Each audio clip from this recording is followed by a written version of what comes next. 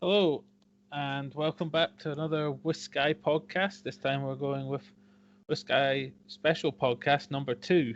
It's a normal Dram Team box, but it was a bit of a special occasion, so we've decided to make this one a special. It's another revisit, so seemed to fit better than a regular podcast. This one is on the Women in Whiskey Dram Team box. Which the card says in this special charity edition for International Women's Day, we celebrate 6 world-class women from the whisky industry with 6 world-class drams from the whisky businesses they represent. Still think whiskey is just a drink for the fellas? Think again. Cheers. There's something Yeah, wrong with you if you ever thought that to begin with. I know, but But yes, yeah, no, people it was a probably good one. do because there's something wrong with a lot of people.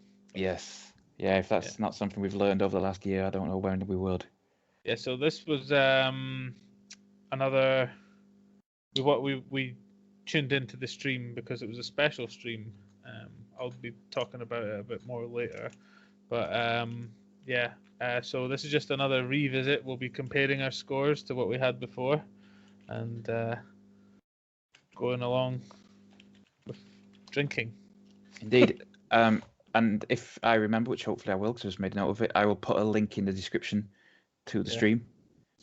It was a good stream, as both the Dram Team ones and Vin's one have been. Yeah. And Harry did a good job. Harry from the Dram Team, she did a good job chairing it and introducing us to all the different people and letting them kind of give a bit on their background and what got them into whiskey. And then we all kind of drank it together and put comments in. And we didn't just make pun comments this time. No, we made real comments because we thought, it's a charity stream, so we should probably be respectful. Yeah, and also we're not prove that we're monsters. Yeah, we're professional whiskey whiskey drinkers. Yeah. I was going to say something about it, but I've forgotten. Oh, I was going to mention something else. This is our first recording since we fixed up our socials. So if you haven't seen yet, they should be in the description below. You can hit us up on Twitter, Instagram, or on our Facebook page. Indeed, we are, as demonstrated by the fact that you forgot what you were going to say. We are super professional, and we've got social medias. But no, it's we're branching out. Our empire is expanding slowly. Yeah. Please don't troll us. We are very delicate. I think one legitimate comment and 2 troll comments on Instagram, so that's good. And a like from the Dram Team. So we're just big players. Yeah, it's all worth it for that one like. Cheers, Chris. Yep. Yeah, so who knows what's going to happen next? We've got a few plans in the works, haven't we? Yeah. Of next, keep improving our content. I bet you didn't think that was even possible, but that's just how high our ambitions are. So, who wants to introduce the first whiskey? I believe it's on to you. Is it on to me, is it? Yeah. Okay. So our first whiskey to revisit today, or this month, or this week, or however often we're doing them now, is a Tamnavulin double cask. And let me just get this other card. Actually, no, I will leave that for you to discuss later. I believe you're discussing that later. So, the Tamnavulin double cask. Tamnavulin's first whiskey release since the 90s. The double cask launched in 2016 and heralded big things to come. It's also our second Tamnavulin whiskey to feature in our tasting boxes. In addition to making approachable, great quality whiskey at affordable prices, Tamnavulin also just so happens to have a female-led distillery team. The double cask is matured first in American oak before a brief finishing spell in sherry. So, on the nose, you should get rich, warm aromas of apple, toffee, and honey, with sweet marzipan and subtle, tangy marmalade notes. So, do you get those notes? Definite orchard fruits. I would actually go so far as to actually say apple though this time. Oof. As somewhere between a Granny Smith and a Golden Delicious. Wow. I mean, we've got to put that in. That's very professional. I like that. It smells between a Granny Smith. I mean, that's a nose on you. It's sweet, but it's tart, so... Okay, yeah, I like the backtracking there.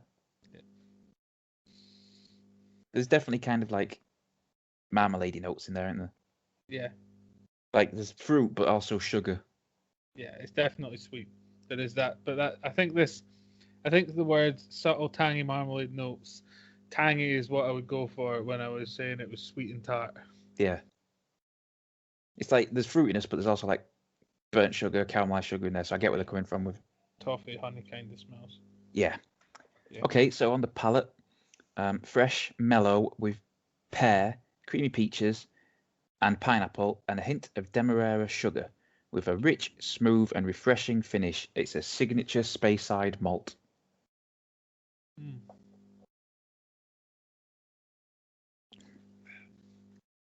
Hmm. Yeah, that is a signature Speyside malt. It's very Speyside. It's very easy drinking. That It is creamy. The bit where it says creamy peaches is I don't know if I'm getting peach, but obviously the feel of it, the mouth feel is it's creamy. smooth. Yeah, I think that's what makes it easy drinking, isn't it? Yeah. Creamy. There's definitely a kind of fruitiness to it, maybe from the sherry finish. Yeah. It's light. It's not it's not a strongly flavored whiskey. I would say I'm gonna have to go in again to try and pick out some more notes. I was just enjoying it the first time and didn't really pick anything out. Yeah, it's like you say, it's not a strongly flavoured one. Like it's not overpowering, but it's nice. It's tasty. It's a good, easy drinker. Maybe it's sort of like dried pineapple almost. Don't know if you've ever had like pineapple chips or crisps, depending. Yeah, I've had them like dehydrated or whatever. Yeah. Yeah. It's a little bit like that. Yeah, I can see where you're coming from. I'll give you dried pineapple because pineapple's almost got that like drying taste, if you get what I mean. It's not like a sweet fruit. It's like a cleansing kind of taste, isn't it? Yeah. So I see where you're coming from with that. Dried pineapple. Yeah, yeah. I mean, it's refreshing. I think is a good word. It's very light. Mm-hmm. You could probably drink far too many of them far too quickly. Yeah, I think you'd only notice until you looked at the once you looked at the bottle and you saw it was like halfway down. Yeah. And you're like, oh no, I'm too old. Too old to get away with this now. I've started noticing that. Yeah. It's definitely getting worse. Yeah. And you're significantly older than I am, don't forget. Yeah. Significantly.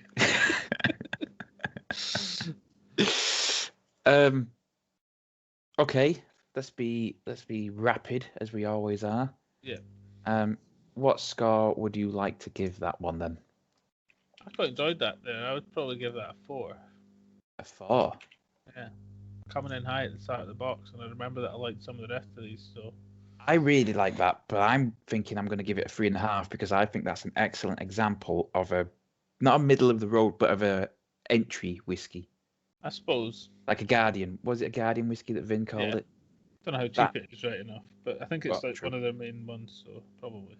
Well, I'll look it up, but yeah, I would say it's deliciously uncomplicated. Yeah, that's fair. That's a good. Yeah, it's good like comment to make. Some places have got it for like £21, which is ridiculous.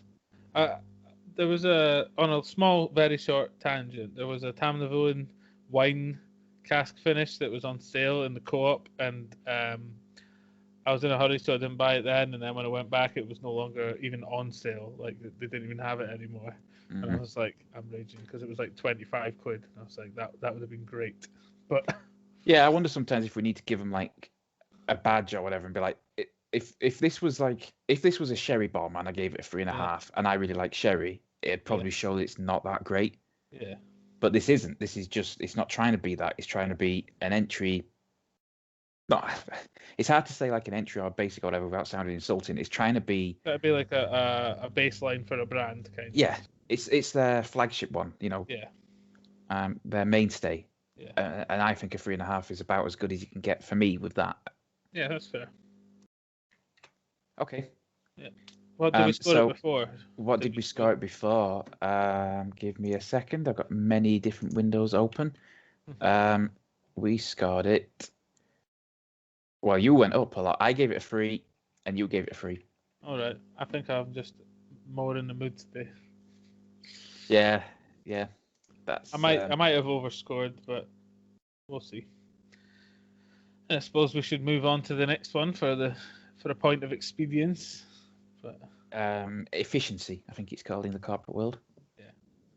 Yeah.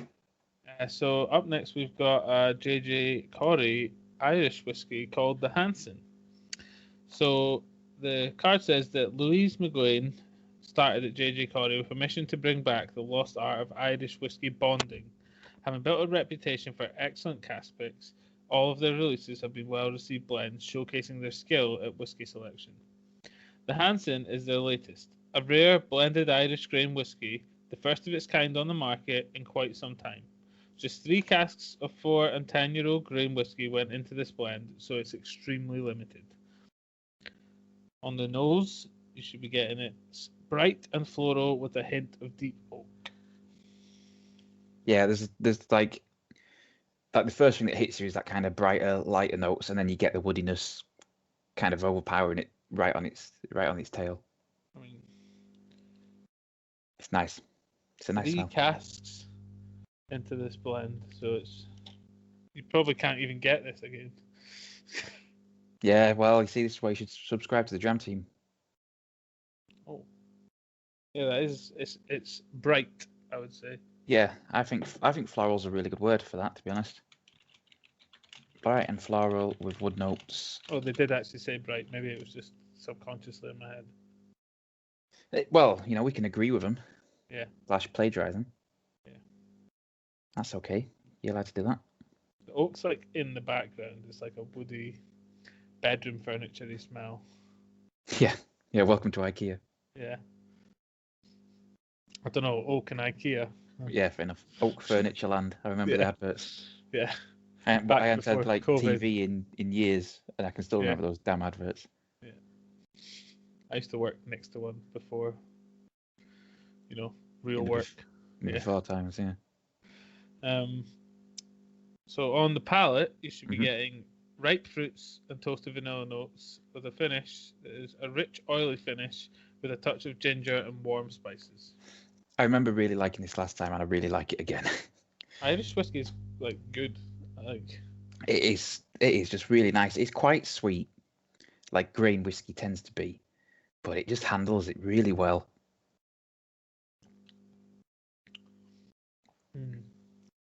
It's got like really strong kind of vanilla sweetness. There's a little bit of spice on the finish, not a lot, but it's just... It's kind of a little bit boozy. I just don't get that, I must admit. I remember you made that comment last time when we scored it. And I just don't... I'm not saying you're wrong, I just don't get that. It's almost... I don't know. Let me get another sip and I'll come in with some... It's just like... It's super sweet, but in a really nice way. Like a creme brulee or something like that. It's just basically 900% sugar. But it's not sickly. It's just really nice. I just really like that one. I think, yeah. Lots of vanilla sweetness. Creme brulee is probably a good shout for it. It's creamy enough that I would probably say that's what it reminds me of the most. That's how fancy we are. We just regularly eat creme brulee. Sometimes I get an M&S, 2 can dine for £10. So I don't know if I've ever actually had a creme brulee. Now I'm wanting to get one from M&S. I feel like it's basically like it might. It's just like vanilla custard, isn't it? It's just custard with a crispy top. Yeah. Caramel on top. Yeah. Does it come crisped? Yeah. I can't remember.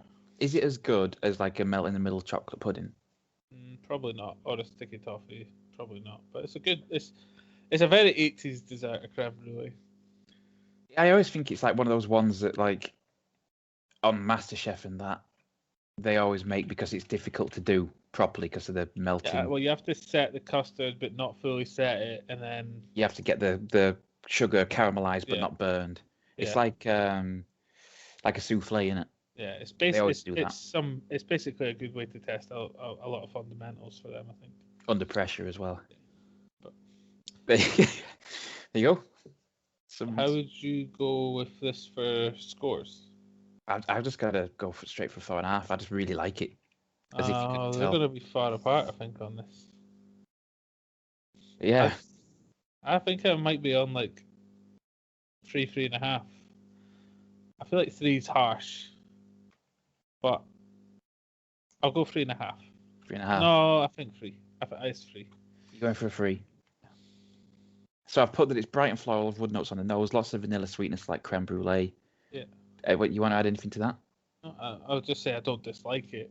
It's just not up your alley, is it? Yeah, that's it. That's all. It doesn't have to be. Doesn't make it a bad whiskey. I think it's fantastic. I mean, if you gave me one, I wouldn't be like, oh God, I've got to drink this. There are many drinks that I would be like that. Yes. Anything with tonic water in, for example. Yeah. You don't like the quinine flavors, do you? Makes me literally gag. So. So quite a far apart, like you were saying. Yeah. And previously, you've gone up a bit. You gave it a 2.5 last time. There you go. I think I might just be in a better mood today. Yeah, maybe. I gave it a 4.5. So. I was I was like, no, you're wrong. Yeah, maybe that was it. But maybe I came in last time with a high score and you were like, screw you. Yeah. I'm going to prove you wrong. All right, so we're going to subvert expectations, I believe. Yeah, I'm going to go first with Whisky Talk. Whisky Talk. So yeah, this time around, quite simply, the stream was... Sorry, technical difficulties there. We had to cut because lost sound on my mic. But yeah, quite simply, this time the stream was Women in Whiskey, and I'm going to talk about the women in whiskey that were on the stream. I was going to say 6 women in whiskey, but realistically, there was 7 women in whiskey because, fittingly, the stream was hosted not by Chris as usual Dram Teams or Vin would be, but it was the Dram Team's very own Harry, who's herself a woman in whiskey. She works for a whiskey company. I feel like that's fair to say. Would you agree? Yeah, I agree. Yeah. She knows her stuff. Yeah. So she was followed by, well, not followed. She introduced Laura McDonald. That sounds a bit weird. Yeah. Like she was followed. Yeah, Laura McDonald, who was the communications and media relations manager at White & Mackay, representing the Tamnavulin that we just had recently, which, as they said, is a fitting. She chose the Tamnavulin from the White & Mackay stable because it's led by women. I believe the distillery team is 2 women, so blender and head distiller, I think. She was followed by Louise McGuane who's the founder of JJ Corrie. So there was some information a little bit when they said Louise McGuane started JJ Corrie. She actually was she was a short-minute replacement for another woman in whiskey, which was her international product manager, Niamh McMahon, who couldn't make it. After her, we had Annabelle Thomas, founder and CEO of Nick Neen. Then we had Jill Boyd, who was the whiskey maker or brand ambassador. I think blender was sort of thrown around as a job term for Compass Box, who are a Dram Team favourite. Also a blender who have the head offices in London but blend Scotch and therefore have to do their bottling in Scotland. So seems like maybe the better plan would be to have your head offices in Scotland, but well, let Brexit ruin London, and then maybe they will. Who am I to, judge where people put things? Then after her, we had Laura Davis, who's a distillery manager at Penderyn, and then there was from around the world in the morning rather than the evening, Sarah Elsom, head distiller at the New Zealand whiskey distillery Cardrona. And what I thought was most interesting was the range of backgrounds that came in for these people prior to coming into the whiskey industry. So, I always thought that you would really realistically have to do like brewing and distilling or chemistry or, post maybe a podcast for a couple of years.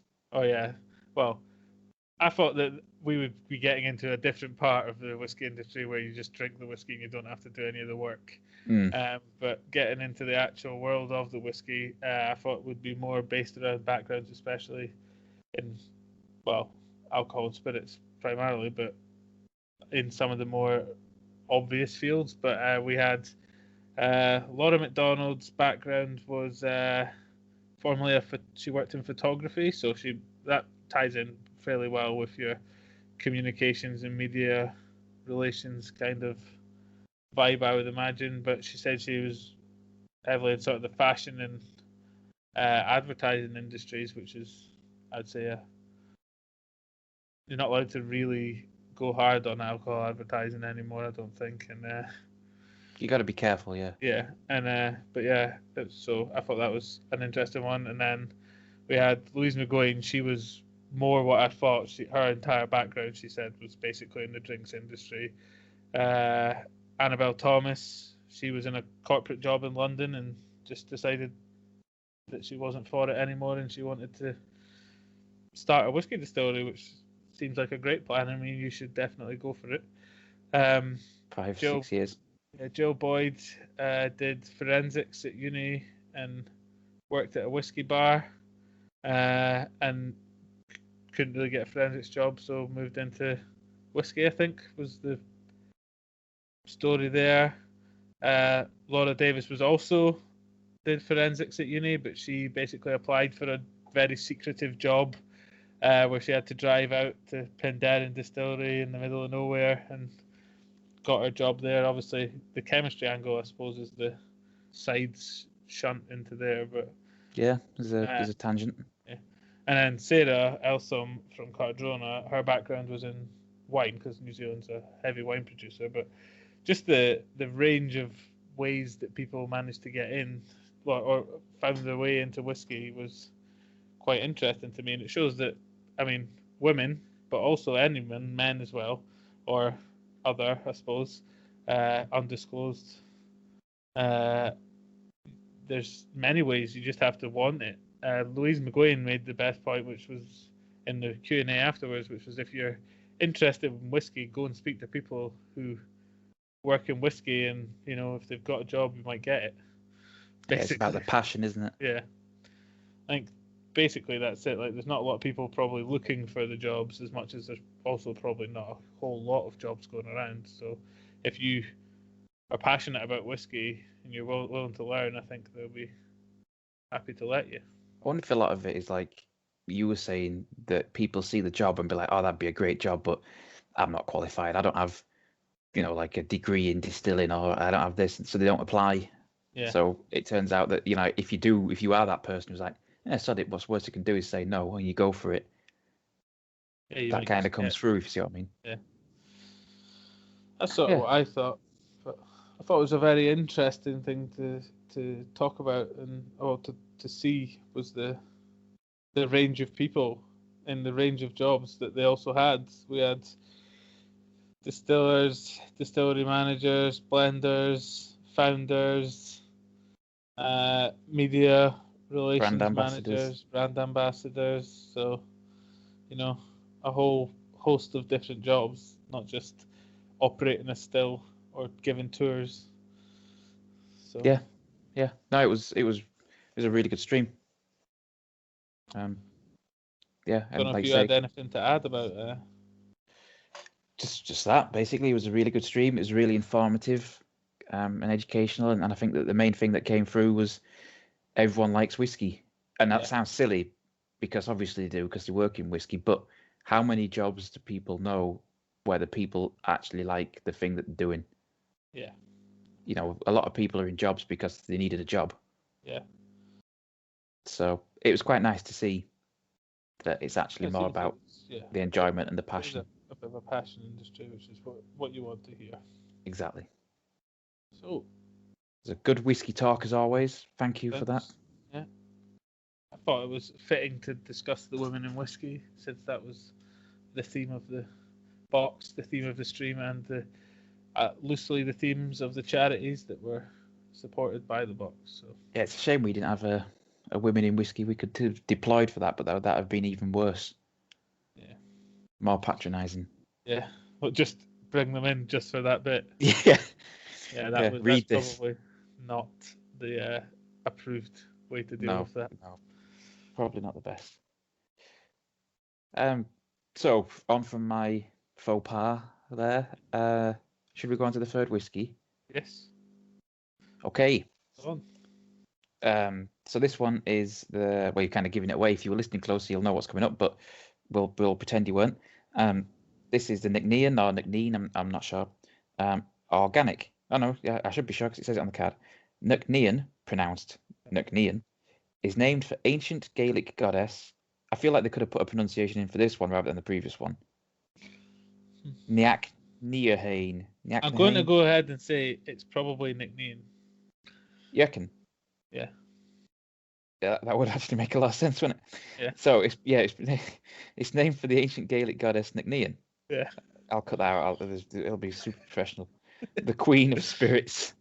The distillery is brand new, built with sustainability at its core. They use 100% renewable energy and bottle in recycled glass, which I think they said they were the only ones who've got 100% recycled glass bottles. Probably. Neon launched their first batch of single malt whiskey, a certified organic single malt, in summer last year. And if you're wondering what organic means, go back to our previous podcast. Yes. Where Whisky Talk will take you through it. A certified organic single malt in summer last year. A young whiskey, aged for just over 3 years in a mix of shaved toast recharred STR red wine casks and ex-bourbon. It's not often we get to feature a new Scotch whiskey in our boxes, so we're quite excited. As am I, because I remember really liking this one as well. To the extent that you put your money where your mouth is, I believe. I did, yeah, I bought a bottle. Part of that is how much I liked it, and part of it is I like the sustainability angle, because as an electrical engineer, I'm all about that renewable energy stuff. Not getting rid of all the mechanical engineers, I get it. You should have been got rid of like 120 years ago. Fair. I mean, if the world's burning, so we may as well lots of energy then. May as well try and slow it down a bit. Plus, as my question in the stream was, if you're going to be a sustainable distillery, you can't use peat. Yes. What a shame. So the only taste note we've got for this one, I'm afraid, is the palate. So there are no nosing. Will we give it a sniff and see what we can detect? Yeah, let's see what we can make. I mean, smell. Certainly not makeup. Citrusy, I would say. Yeah. Orange, I get some kind of I get caramelized sugar in there again. I get that a lot. It's quite a whiskey sort of smell, I think. I think it is from an STR cask, especially. I would say it's got, sweet citrus notes. Yeah, I'll go. I think that's a good combination of the two. Sweet citrus notes. So if you want to go in for a taste on the palate, you should get lemon posset, peach and apricot, spiced rye bread. Do you get lemon posset, peach and apricot, spiced rye bread? I don't know what lemon posset is. I get some fruitiness, but I remember when I had this last time, the finish was a lot like rye bread. It is like rye bread, the finish. It's got that kick of spice, and then, I don't want to say maltiness, but breadiness, yeah. Yeah, which I did enjoy. It is nice. Yeah, and but fruits. Do we know what a posset is? I will find out for you. A lemon posset is for everyone to get educated on it. What is the difference between a posset and a mousse? So it's like a mousse. Yep. It's made from sugar, cream, and lemons. It's got a velvety texture. Okay, so it's a lemon. It's essentially a lemon mousse. Yeah. So possets are frothy spiced custards made with cream, wine, and eggs, usually served hot. All right, so I think I just looked at a different recipe, but yeah, so there you go. They're spiced custard. And there is a spice to it. There is a spice all the to way it. through, like through the palate and the finish. And I'm trying to get the lemon from it though. I don't know if it's lemon though. Maybe like it's Like some if you hold kind it in of your fruit, mouth. but yeah, that's what I did. And there's like some kind of fruit. There is a sweetened fruit Maybe in like there, isn't there? peach syrup. I think peach is a really good shout actually, because it's like a sweetened fruit. Yeah. Sweetened peach / peach syrup. I feel like this is just by because spiced rye bread. the only sweetened fruit that we can think of comes in tins. Yeah, neither of us have ever had posset, so we're just like, oh, it tastes like food you got like just after the war. Yeah. It tastes Oh, like the in and dessert off. you got when there wasn't a dessert, but you were moaning. Yeah. No, yeah, maybe actually. Hopefully my mum's not listening up till this point. You're saying at this point, this is the one you want her to not give us a full Full listen. Yeah. Yeah, because she'd be like, I bake all the time. Got no sodden gratitude. But Okay, you know, scores? this is the problem with fame, innit? Yeah, well, that's Turn on everyone, you turn on your family, you don't even become recognizable anymore. It's a constant fight. Scars. Yeah. Ooh. I mean, I bought a bottle, so I have to give it a 5, don't I? Oh, I don't know about if that's Retroactively justify my purchase. I'd go to a 4 with this, I think. I'm thinking a 4 with this one. So let me just check something. Just making a couple of notes as I have to do because we don't have a staff yet. So previously we gave it 2 4.5s. So yeah, I can, depending on my mood, I can see it easily dropping to a 4.5. Yeah. I'm happy with 4. I thought it was very good. I yeah, enjoyed it. Yeah, it is. I do not regret buying a bottle. That's good. We'll let them know if you're listening to this because of our excellent social media team tagging you in it. Annabelle Thomas of Nickname, we approve. Yeah, keep it up. Please release more whiskey. Yeah. We would like to try it. If you want to send us it for free. No. We're not that kind of influencer. We're not any kind of influencer, but we're certainly not that kind of influencer. Yet. Once we get big. Yeah, once we've got the exposure to leverage it, then we're definitely going to become the worst kind of influencer. Yeah. We're going to be the kind who has to travel to like, or some fancy nice place. I was going to say like Abu Dhabi or that because you need to travel to that a lot, influencers. But I feel like can't do that as a whiskey influencer that well. Probably not. It's too hot as well. Where'd be nice to go that'd be temperate? I don't know, like southern France. Yeah, like Tuscany. But that's in France, isn't it? Yeah, I think so. So we'll be the kind of influencer who's like, we had to come down to Tuscany to try this new whiskey, but it's business. It's a hard life. Yeah. And they're like, it's Scotch. Why did you come to France? It's like, yeah. Why did you have to be there for 2 weeks for one tasting? But it takes a lot of prep. Got to get the lighting right. Yeah. Yeah. Set up for 10 days to get the lighting right. Yeah. Just wake up in the morning and be like, nah, that's not right. That. I saw some people in the top of a hill in a park in the south side of Glasgow setting up for the TikTok, and they had a metallic sheet that they were using to sort the light, and there was a guy standing it like a kite at the top of a hill. Luckily it wasn't a windy day, but I thought, one gust and he's off. That's it, gone. Paragliding back down to or if it was like a stormy day, just putting up this basically lightning rod. Yeah. That could be interesting. I mean, just like some guy. It'd be a good TikTok, wouldn't it? Yeah. Some guy paragliding. Just that bit of it, yeah. That would probably do good views. Just screw whatever we were doing. Did you see what they were doing then? Were they doing like Fortnite dances or whatever? I didn't. I was trying to make my dog behave. You should have gone up to him and started shouting at him. Damn kids. Yeah.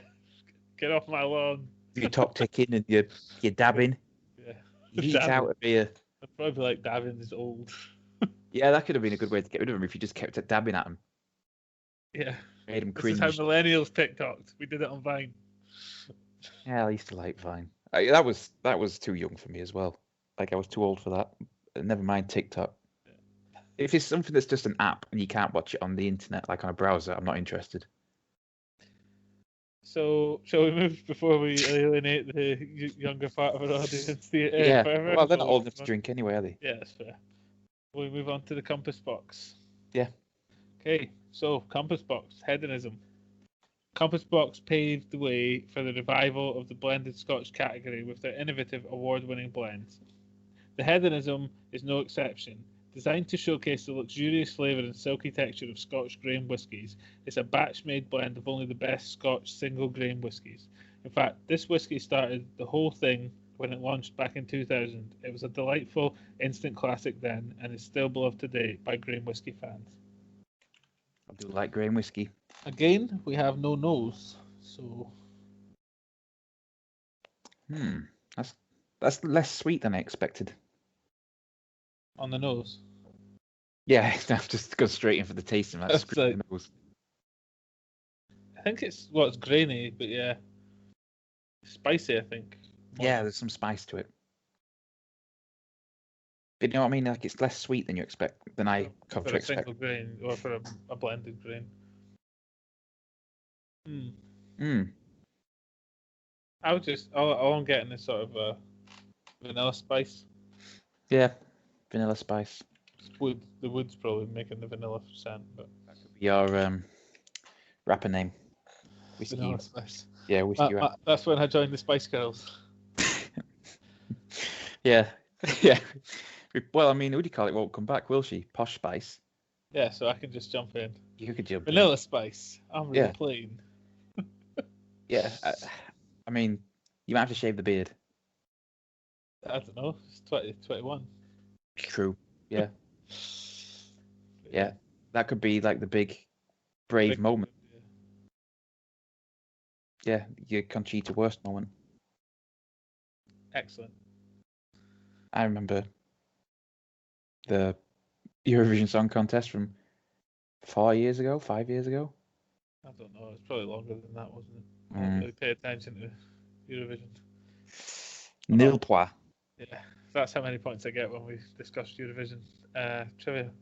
It's how many points UK gets. Yeah. Okay. On the palate, I'm the going aromas and flavours, hint of vanilla, caramel, a delicious fruitiness, accented by flashes of coconut. So if you hold it, there's that vanilla carameliness. Yeah. Yeah, and then on the finish, there should be a rich pastry and cream.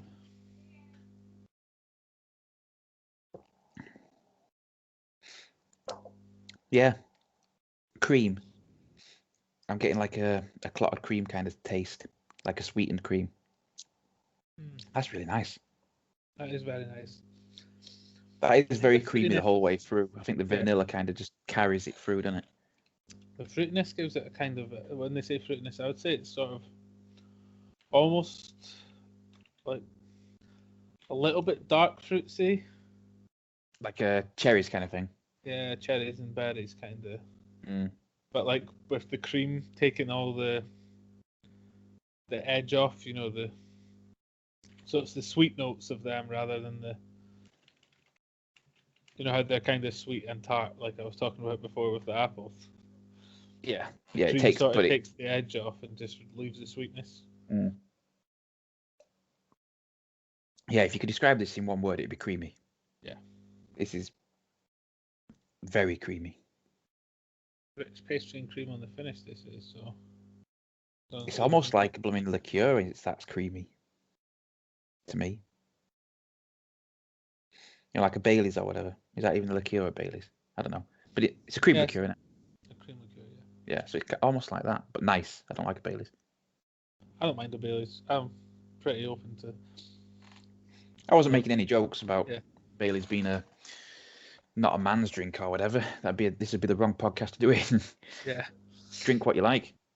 But yeah, I get you. It's got that creaminess of. Yeah, it's just I think I'm gonna. I don't remember giving this a particularly high, not a low score, but not a high score last time. But I think I'm gonna bump it up.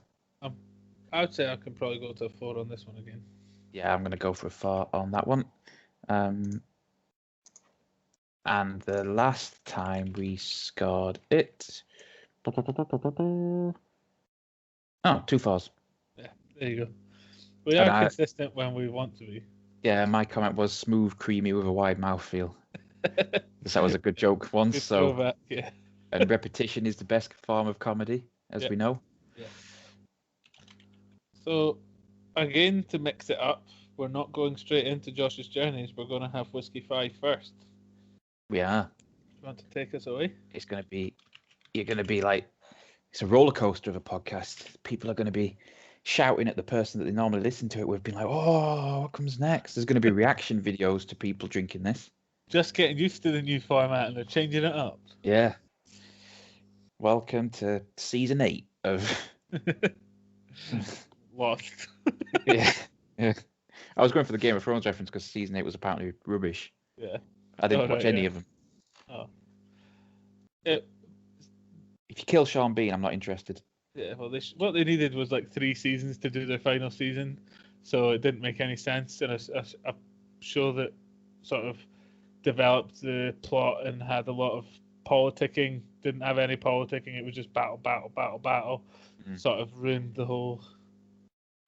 They wanted to get it done, didn't they? Really? Well, they had to. Yeah, I think they were like, we can't really keep our child actors' children for much longer. Stop growing up. We're gonna have to stop giving them hormones. Just deep fake it. Yeah. They probably could do that now. They did. It's not like Kit Harington's that big anyway, so. I saw a deep fake of Will Smith being deep faked as Will Smith. It was like live deep faking, and that's pretty good. Yeah. So, my flatmate, he watched a streamer, yeah, and which is like someone who does video game stuff, I've been told. Yeah. But she was that a 50-year-old man? No, that was the thing that actually was a thing. But he sent all his money to her, and she turned out to be she's like an anime character on the screen. Oh right, yeah. But it's like live deep faking, like you say, like it's not like a completely flat face. It's got facial animations and it moves like around. It's like a filter. It's really weird though. Yeah. But then she does like puts herself into video games or into other places as a background of that. It's I don't know how you manage it live. I think it's just like it's like AI technology that. It's just really clever. But yeah. Just beyond me. I'm only an engineer. Yeah. Right. So we're going pretty local, for me at least. We're off to Penderyn, over in Wales. Welsh Wales. Welsh Wales, yeah. When Penderyn's first whiskey was launched in 2004, it was the first Welsh whiskey released in over 100 years. From then, they've gone from strength to strength, winning a swathe of awards across. I'd say swathe. Swathe. Yeah, of awards across multiple releases.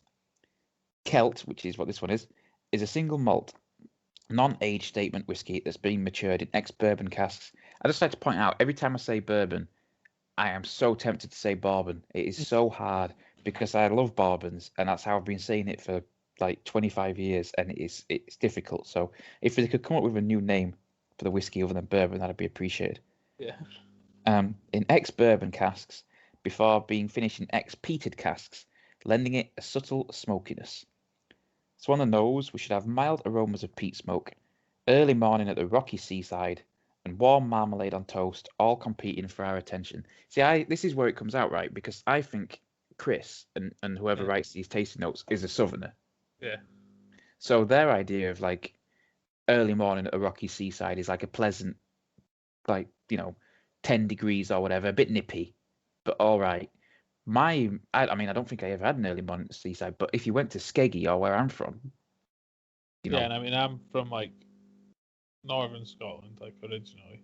So we had a beach near the village I lived in, and if you went there in the morning, you were getting North Sea blasted in your face. So yeah, I mean, it's I'd either get someone trying to sell. If I went there now, I'd get someone trying to sell me spice. Yeah. Or just like frozen to death. I assume that what they mean is there's like a light saltiness, like a Campbelltown saltiness to it. Yeah, but I was just making the point that tasting notes are all about memories. Yeah. And we don't have. Oh, that's got like a banana smell to it. Sorry. Banana. Yeah. I get some peat smoke in there, but not too much. I'm not getting banana. Are you getting? It's quite spicy. I'm definitely getting like banana. I'm getting something under there. I'm getting banana and then the smoke at the end. I mean, I can't identify what I'm getting under there, but I could go for banana. It wouldn't break my heart to put that. So banana and smoke. Maybe it's plantain. I don't know. Yeah, but who can't tell the difference between plantain and banana? God. Okay, so on the palate begins with great sweetness before the smoky, slightly medicinal flavors descend. The finish, slight bitterness follows that leaves a long and lingering freshness in the mouth. So do you get that medicinal taste? Do you get that bitterness? It's got like, I wouldn't say it's like really medicinal. It's not like a tire fire, but it's medicinal peat is the worst peat. But it's got it's edging towards that, but it's quite creamy. It is quite creamy, and the peat is quite mild. When you're creamy with mild peat, you can like ride it out, and you get into those sort of almost those smoked meats flavors. Yeah, it's not that kind of peat. Yeah, but I know what you mean. The creaminess makes it push back towards that, is what I mean. Like, so there's like, it's almost like the peatiness is a scale from barbecued meat to, barbecued electrical goods, and it's furniture polish. Yeah, and so you sort of move in between those two extremes, I think. And I'm not sure I'm getting any bitterness in the finish. I didn't particularly notice any, but let's see if my second mouthful finds it. There's a little bit of like a wider mouth feel to it. I'm wondering if that's what it means. Like maybe an earthiness. Yeah. Yeah, I think earthiness is more like it. It's in there, but it's almost just the smokiness. It's not bitter. It's just. That's what I'm wondering, if it's just the development of the smokiness. Yeah, it's like all smoke tastes, Yeah, peat tends to go earthy. Yeah. So, speaking of peat, so I drink beers with my old man, like in Rona time. So on video chat. Yeah. So he bought us both like the entire range from the Isle of Skye brewery. They do 11 beers. Yeah, good brewery.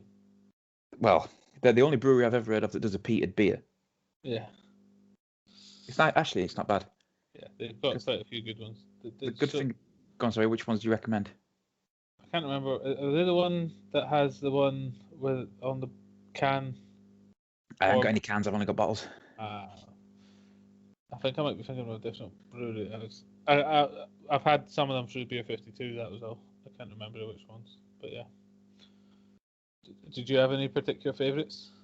I've only had two so far. So I had the peated one because I was like, if we're gonna have peated one, you're gonna have to taste what peat tastes like. Yeah. But because it's beer. Yeah. Like not quite as in it yet. Yeah, the flavors it gets. This is what I was saying. Is like the flavors for a whiskey. If it says it tastes like peat, then it tastes like peat.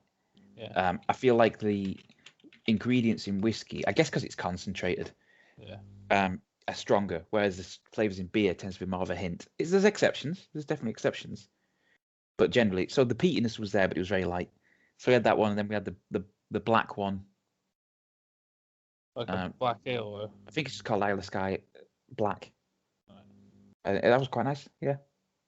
If you were looking out for a good beer, we've tried most from a brewery called Elm Tree Beer, and theirs are really nice. And they do one that's a vanilla stout. It's Winter Solstice. It's called. It's a vanilla stout, and that is lovely. All right, yeah. Really good. I think I've actually had that. That is very nice. I mean, for me, my favourite brewery is Williams Brothers. Shout out if you want to give me any free Birds and the Bees, or if you've got Otis kicking about. I know it's an Aldi exclusive, but I'll take it. Was that, sorry? Williams Brothers.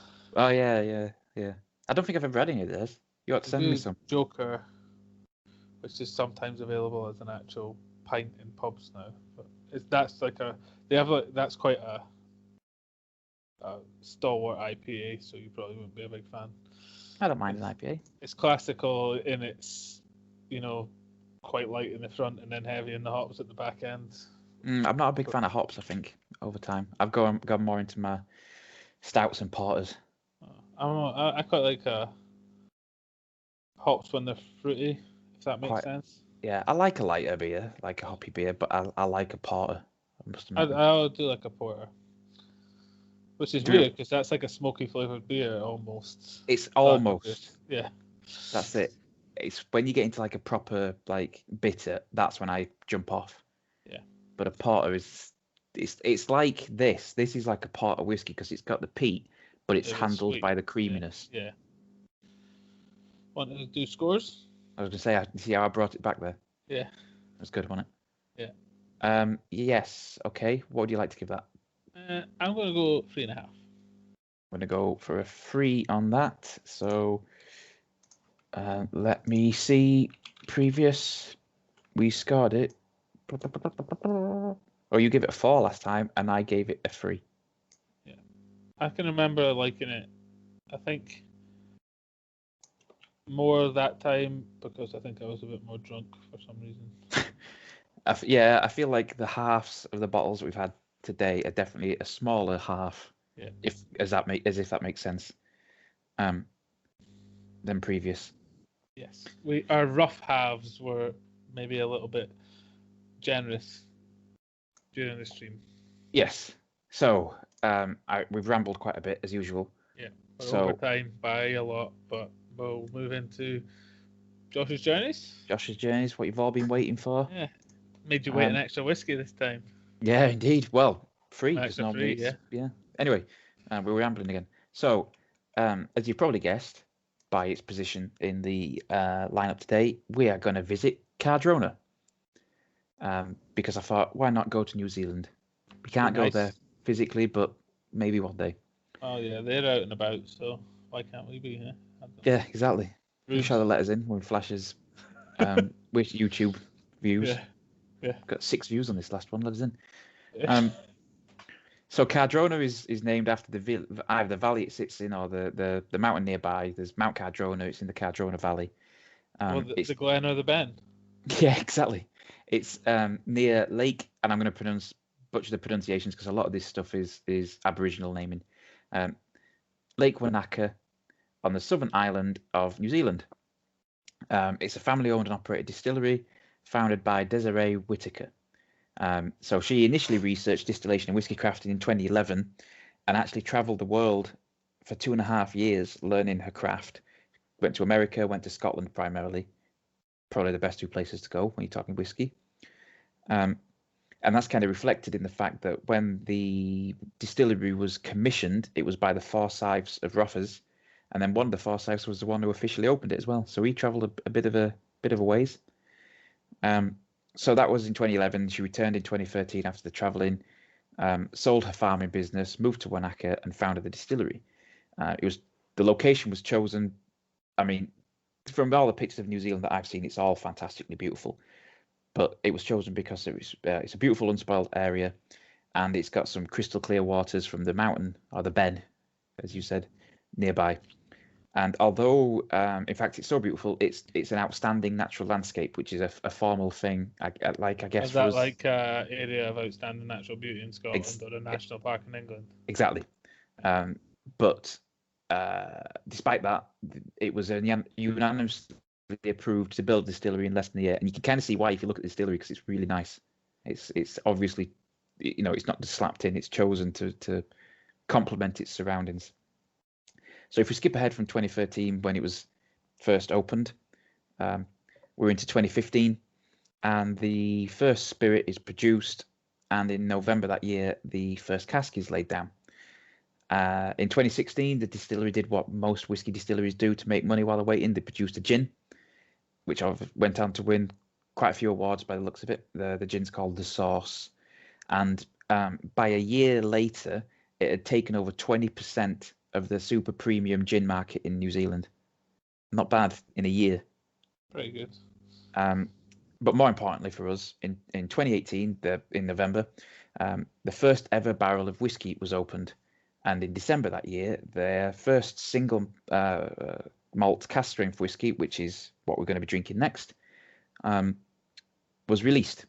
And it was sold out in 3 days at pre-sale. That's how much the demand was.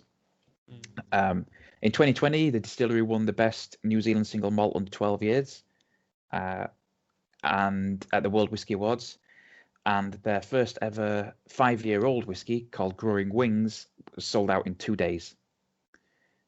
So they've got a big kind of, despite being so young, they've been very successful, and they're a very exciting kind of distillery to keep an eye on.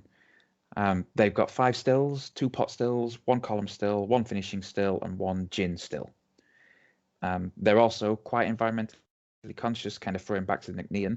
Not quite the same, but it's still pretty good. So their spent grain or draff is fed to the deer at local farms or is used as fertilizer, which is pretty common that you do that. But then it gets a bit more specific. So the water used to cool the hot water is then also used to wash the malt in the hot liquor tanks and extract more sugar.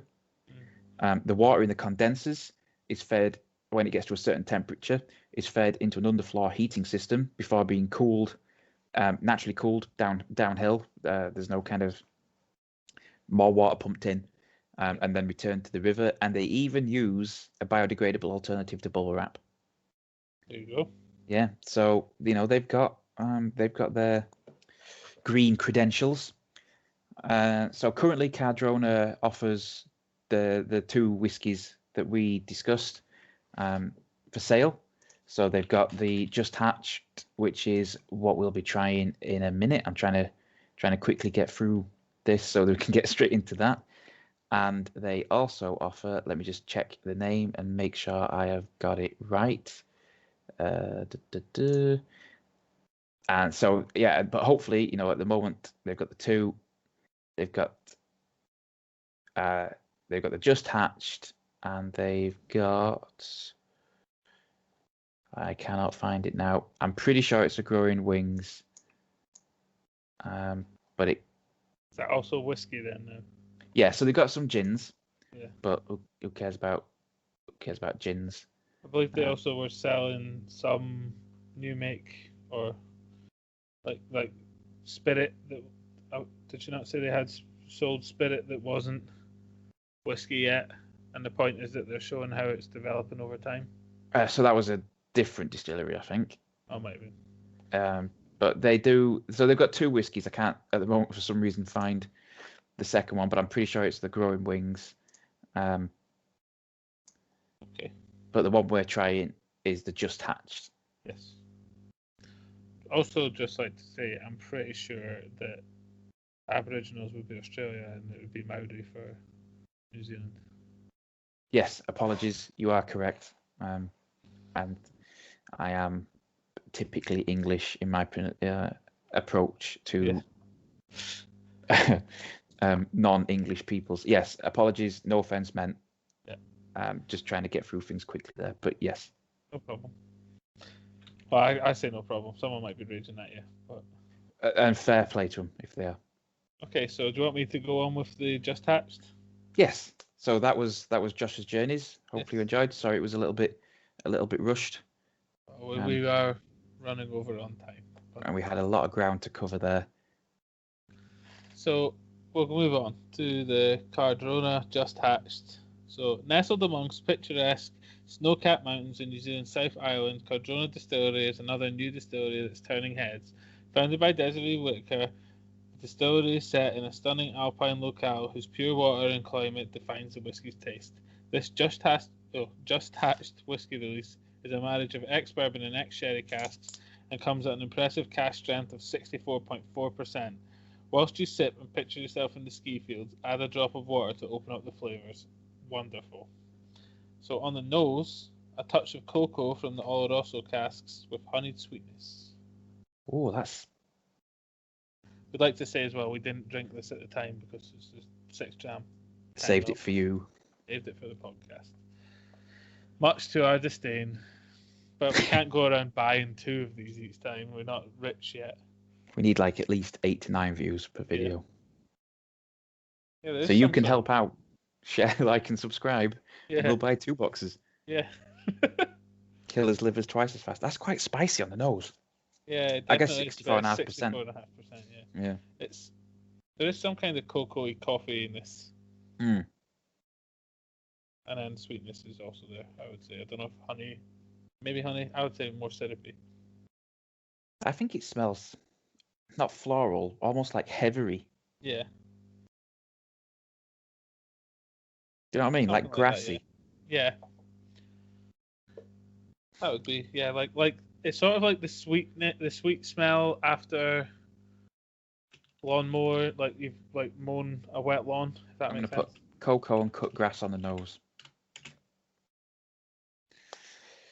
Okay, so on what the should I palate, taste?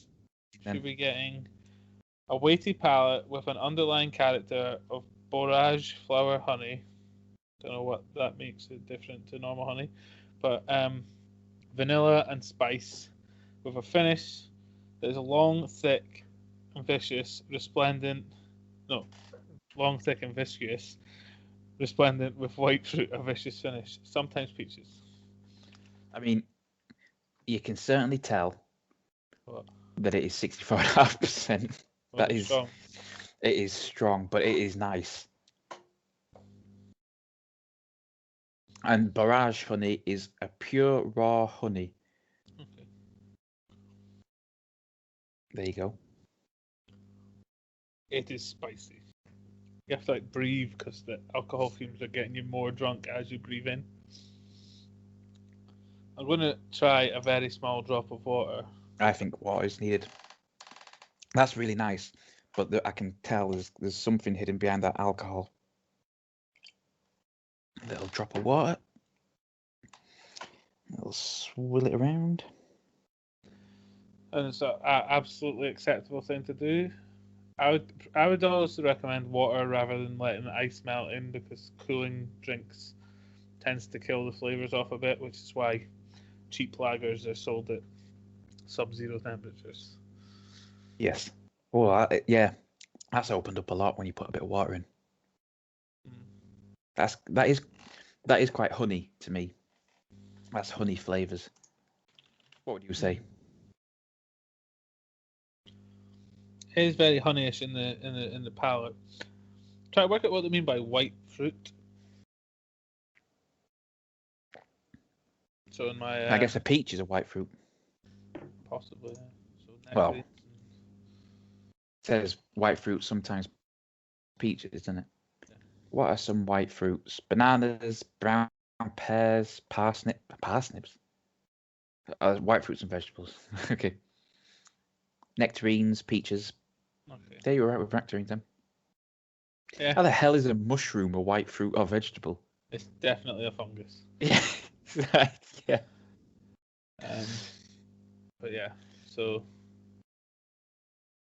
I really like that. I mean, it definitely, I think it needs the water, but I mean, let's be honest, most cask strengths could probably do with the water. 64.5% is always going to make itself known in the taste. Yeah, and I didn't go for a lot. I mean, I probably had 5 ml left and put 3 drops of water, so I'm not half and halving it. But so when they say barrage honey, they say it's a lighter, sweeter honey, and I think that's quite accurate. I think that's what Chris or whoever wrote these notes was getting at, was that it's there, and it's the strongest flavor, but it's still quite a light flavor, quite a thin flavor.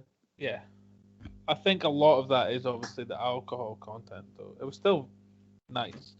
I think I'm interested to see what it's like in however many years it's going to be when they bottle it at, 45, 50, whatever they go for.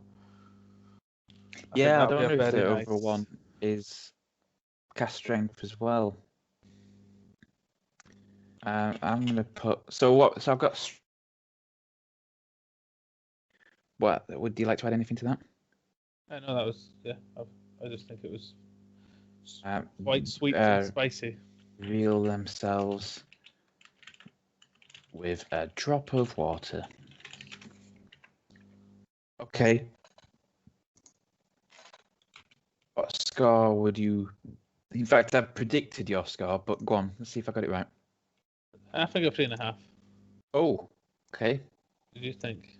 I thought you'd go for a 4. I'm going for a 4 on that. I think 4 with the water, but out the bottle. Yeah. You're just judging it neat, are you? Yeah, I suppose that's not really. I've only drank the other ones neat, so in interest of fairness. I've just gone for the fact that because it's a cast strength, I'd expect it to need water. So if it was like 40% and it needed water, I'd be a bit more. If you put 3.5 and then put in my comments, it's a 4 with water. I'm happy with, or a 4, 3.5 without water. Either way then. With water. I thought that was very nice. Yes, indeed. Very nice. Well, it was a really nice box. Yeah. And a really good stream. And hopefully I'll remember to link it in the descriptions. Yes, I'll try and remind you. If not, I'll maybe link it in the socials, which you should check out in the description below. Which I'll hopefully link in the descriptions. Have you not added them yet to the I can't remember. description? I can't remember. I'm like 4 whiskies in. Well, 2 whiskies in because we've been having halves. Yeah. So, okay. Another really good box. Thank you, Chris. And Harry. Yes, yeah, really good stream led by Harry. And I believe Harry picked out some or all of these. So, excellent choices. Thank you very much. So, we'll see you next time. Oh, actually, we'll see you for a short in a week, which will give you an idea of what's going to come up next time on our podcast. Indeed. Enjoy a week of WhiskAYE in a week. Bye. Bye.